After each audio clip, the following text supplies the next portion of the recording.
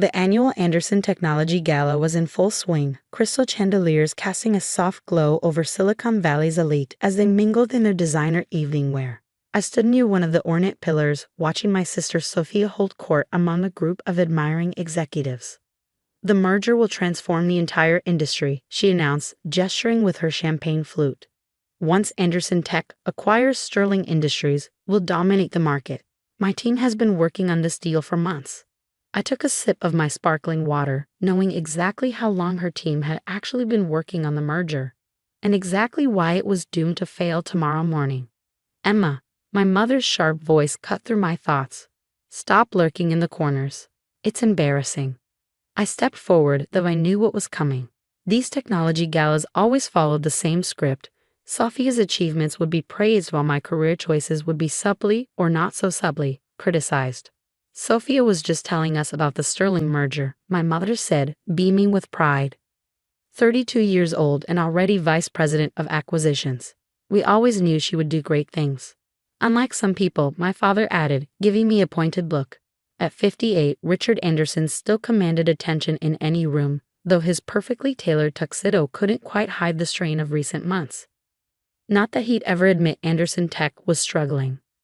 "Emma's still doing that startup thing," Sophia said with a dismissive wave. "What is it again?" "Some kind of software company." "Nexus Technologies," I supplied quietly. "We develop advanced cybersecurity solutions." "Right," Sophia smirked. "Playing with computers in a garage somewhere." If she only knew that somewhere was actually the top 5 floors of the city's most prestigious office building. But I kept that to myself, just as I'd kept quiet about a lot of things over the past 3 years. "I don't understand why you waste your time with that small business nonsense," my mother sighed, adjusting her diamond necklace. "You had such a promising future at Anderson Tech. You could have been in management by now." I suppressed a smile, thinking of the documents waiting in my office. Documents that would reveal exactly who was really in management now. Speaking of management, my father interjected, "Sophia's merger deal is going to make history. The largest acquisition in Anderson Tech's history, nearly $4 billion. And the contracts are being signed tomorrow morning," Sophia added triumphantly. 10 a.m. sharp. Every major news outlet will be there." I checked my watch, an intentionally modest timepiece that masked the fact that I could buy every piece of jewelry in this room without blinking. "I should actually head out. I have an early meeting tomorrow."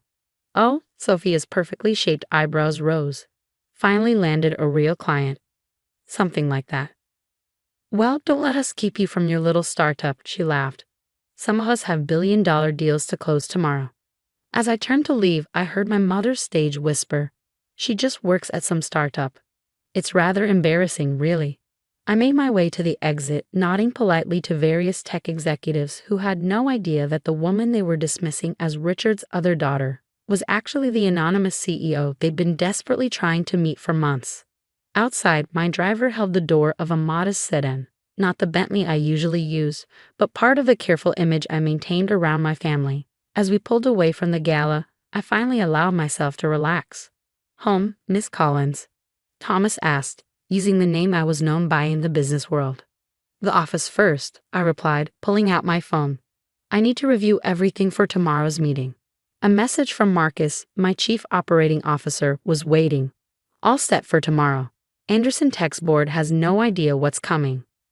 I smiled, thinking about the carefully orchestrated plan that would unfold in less than 12 hours.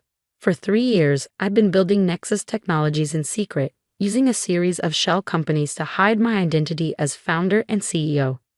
While my family dismissed me as a small-time entrepreneur, I created one of the most powerful cybersecurity firms in the world.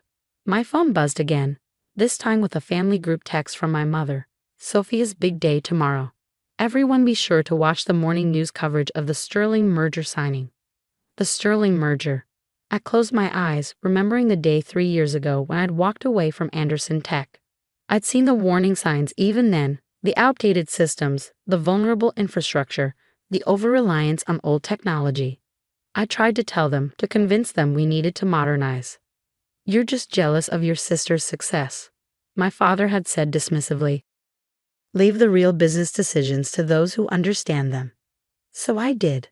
I left Anderson Tech and started my own company, determined to build something better, something that would revolutionize cybersecurity while my family clung to their outdated methods. What they didn't know was that Sterling Industries wasn't signing a merger agreement tomorrow. They were signing a takeover by Nexus Technologies.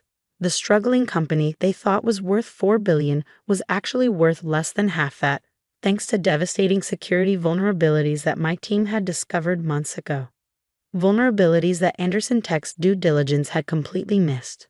At my office, the real one, not the small space I maintained for family visits, I reviewed the final details.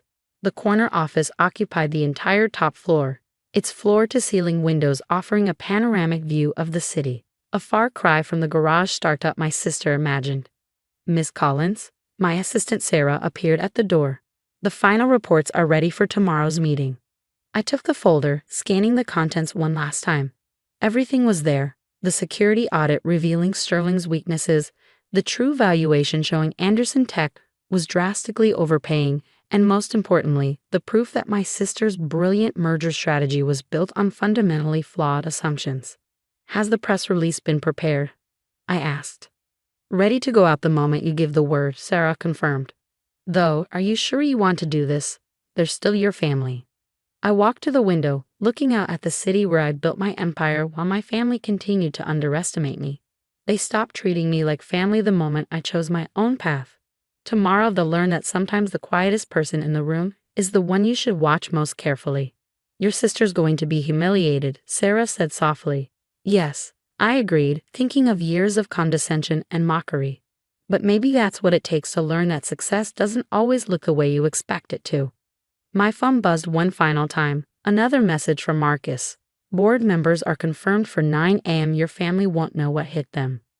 I sat down at my desk, opening my laptop to review the statement I would make tomorrow. The words that would reveal that the daughter they dismissed as an embarrassment had built something far more valuable than they could imagine. On my screen, the latest stock analysis showed Anderson Tech's vulnerability.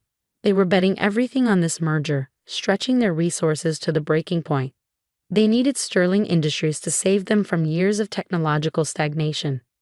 Instead, they were about to discover that their salvation, or their downfall, rested in the hands of the daughter they'd never taken seriously. The next morning, Anderson Tech's main conference room buzzed with anticipation. Camera crews from major networks had set up their equipment, ready to broadcast what everyone thought would be a straightforward merger signing. I stood in my private office across the street, watching the scene unfold through floor-to-ceiling windows. My Armani suit, a far cry from the intentionally modest clothes I wore to family functions, felt like armor. "They're all there," Marcus reported, appearing at my door. "Your sister's giving pre-signing interviews about her brilliant strategy. Your father's already made 3 speeches about the Anderson legacy." I smiled, adjusting my cuffs. "And Sterling Industries CEO. Looking nervous. He knows what's coming." Of course he did. We'd informed Sterling's board about their security vulnerabilities weeks ago, offering them a choice: face public exposure of their weaknesses or agree to a takeover by Nexus Technologies. They'd chosen survival. "Miss Collins," Sarah appeared with a tablet. "The press release is ready, and your mother just arrived at Anderson Tech. She's wearing celebration pearls." I checked my watch. 9:45 a.m. time to go. Let's show my family what a little startup can do. The walk across the street felt like crossing a threshold between two worlds. In one, I was Emma Anderson, the disappointing daughter who just works at some startup. In the other, I was Catherine Collins, the enigmatic CEO of Nexus Technologies, one of the most powerful women in Silicon Valley. Through the glass walls of Anderson Tech's lobby, I could see reporters clustered around Sophia as she detailed her vision for the merged companies. My father stood nearby, basking in reflected glory, while my mother watched adoringly. I stepped into the elevator, Marcus and Sarah flanking me with briefcases containing the real merger documents, the ones that would shatter my family's carefully constructed reality. The conference room doors opened at exactly 9:55 a.m. The buzz of conversation died instantly as I walked in, followed by my executive team. Sophia's interview cut off mid-sentence. "Emma, what are you doing here? This is a private signing." I walked calmly to the head of the table, setting down my briefcase.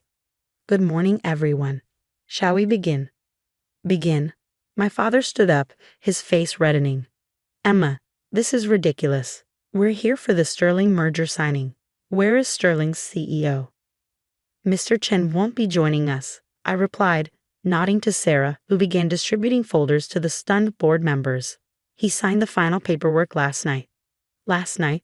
Sophia's voice rose an octave. That's impossible. I have the merger agreement right here. That agreement is void, I said, watching color drain from my sister's face as she opened the folder in front of her. Sterling Industries has accepted a different offer. My father's hands clenched into fists. What are you talking about? Who could possibly?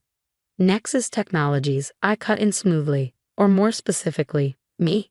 The silence that followed was absolute. Cameras swung in my direction as reporters suddenly realized they were covering a very different story than expected. This is absurd, Sophia finally sputtered. You run a small cybersecurity startup. You couldn't possibly afford. That small startup is worth $12 billion, Sophia. We're the largest cybersecurity firm in the country. I turned to the room's main screen, bringing up Nexus's true financial data. While you were all mocking my career choices, I built something you never saw coming. My mother's celebration pearls clinked against the table as she sank into her chair. But you work from a tiny office downtown. A front, I explained. Nexus Technologies operates in 20 countries. We own this building, actually. And as of last night, we own Sterling Industries. Why? My father's voice cracked. Why go to all this trouble? I met his eyes across the table. 3 years ago, I tried to tell you about Anderson Tech's security vulnerabilities. About how far behind the company was falling. You told me to leave the real business decisions to those who understand them. Well, I did. I gestured to Sarah, who began passing out more documents.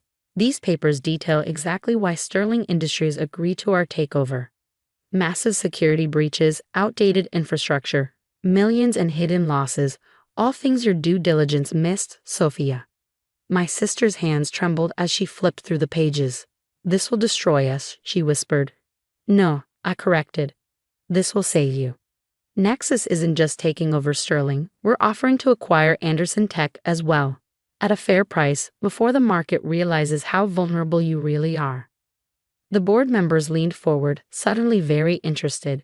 They'd seen the company's declining numbers, even if they'd been afraid to challenge the Anderson family about it. You can't do this, my father breathed. We're family. Family? I laughed softly. Was it family when you dismissed every idea I brought to the table?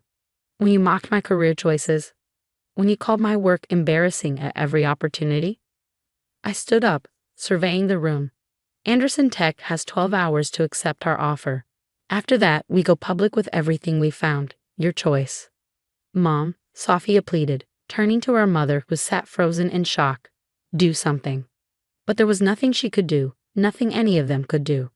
Last night at the gala, I said, my voice carrying to every corner of the suddenly silent room, you called my job embarrassing. You spent years undermining me, belittling my achievements, assuming my silence meant weakness. I walked to the door, then turned back one final time. I want you to remember this moment.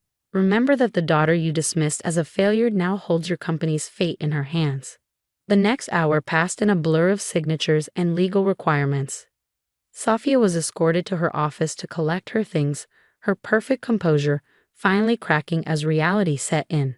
My father avoided my eyes as he surrendered his company keycard. My mother's celebration pearls lay forgotten on the conference table. Later that evening, I stood in my office at Nexus, watching the sun set behind the city skyline. Marcus appeared with a glass of champagne, the same expensive brand my family had been drinking last night while mocking my career. Was it worth it? He asked quietly. All these years of hiding your success. I thought about the decades of condescension, the dismissive comments, the patronizing offers of entry-level positions. Then I thought about the empire I built, the thousands of employees who relied on me, the innovations we created. It wasn't about revenge, I said finally. It was about proving that success doesn't always look the way they think it should. That you don't have to follow their path to build something meaningful. The following year brought changes no one in my family could have predicted. Anderson Tech, under Nexus's leadership, transformed into a cutting-edge technology company. Sophia eventually found a mid-level position at another firm, hopefully having learned the value of humility. My parents, their tech dynasty shattered, stopped hosting their achievement-focused galas. And me? I kept building, growing, expanding, not to prove anything to them anymore, but because I discovered something they never understood. True success isn't about titles or family names or merger announcements. It's about creating something meaningful, something that lasts. These days, when people ask about my path to success, I tell them the truth. Sometimes the best response to those who underestimate you isn't to prove them wrong immediately. It's to build something so magnificent that when they finally realize their mistake, it's already too late to matter.